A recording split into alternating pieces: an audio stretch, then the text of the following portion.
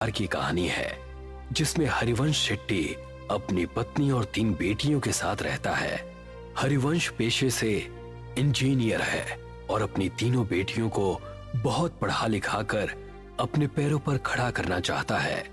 गांव के सभी लोग हरिवंश को बेटियों की पढ़ाई के बजाय उनकी शादियों के लिए पैसे जोड़ने की सलाह देते हैं, मगर हरिवंश शेट्टी अपनी मर्जी का मालिक है। वो किसी की नहीं सुनता सिवाय अपने।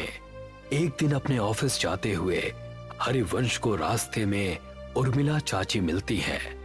बेटा, मैंने तुम्हें मना किया था ना बेटियों को इतना पढ़ाने से, मगर मैंने सुना है तू उन्हें विदेश भेजने की तैयारी कर रहा है।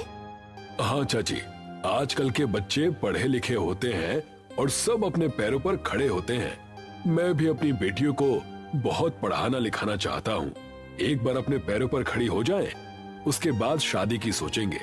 मगर बेटा, उनकी शादी। ओफो चाची, अभी वो तीनों बहुत छोटी हैं। तुम उनकी चिंता मत करो, मैं हूँ ना, मैं सब संभाल लूंगा। इतना कहकर हरिवंश अपने ऑफिस के लिए निकल जाता है। उसके ऑफिस पहुंचते ही उसे खबर मिलती है कि गांव में भूकंप आया है और सब बर्बाद हो गया है। हरिवंश वापस घर पहुंचता है और देखता है कि उसका पूरा गांव बर्बाद हो गया है। अरे ये सब क्या हो गया? मैं तो लुट गया, बर्बाद हो गया। अब कैसे सब हो पाएगा? मेरी बेटियां कैसे विदेश जाएंगी और आगे की पढ़ाई करेंगी? अजी, नुकसान तो पूरे गांव का हुआ है, मगर भगवान की कृपा है कि हम में से किसी को कुछ नहीं हुआ।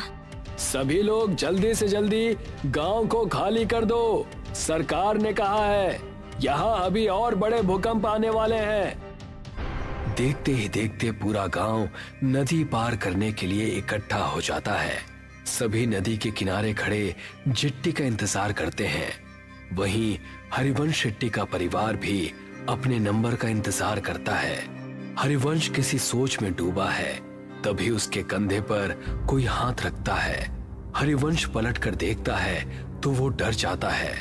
खून से लथपथ एक आदमी उससे कहता है, बहुत लंबा इंतजार करवाया है तूने, आखिरकार तू हमारी पकड़ में आ ही गया। हरिवंश उस आदमी को देखकर डर जाता है। वो आसपास देखता है, सभी लोग नॉर्मल हैं। ऐसा लगता है जैसे हरिवंश के अलावा किसी और को वो आदमी नजर ही नहीं आ रहा। कौन हो तुम और मेरा इंतजार क्यों कर रहे थे?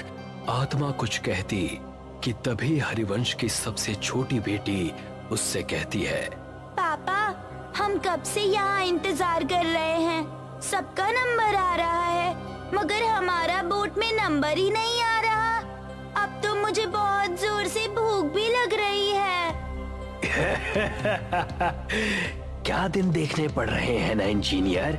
जब अपनों के साथ कुछ बुरा होता है ना, तो हमें कहीं चैन नहीं मिलता। सही कहा ना मैंने? मगर तुम हो कौन और मुझसे क्या चाहते हो? तभी हरिवंश की नजर नदी के बीचों बीच चल रही नाव पर पड़ती है, जहां से बहुत चीखों की आवाजें आ रही हैं। नाव नदी के बीच हिचकोले खाने लगती है। तभी हरिवंश की नजर नदी में कुछ आत्माओं पर पड़ती है, जो जेट्टी से कुछ लोगों को पानी में गिराने की कोशिश कर रहे हैं। जो आदमी नदी में गिरता जाता है, वो आत्माएं एक एक करके उनका गला मरोड़ती, तो कोई आत्मा किसी का खून पीती है।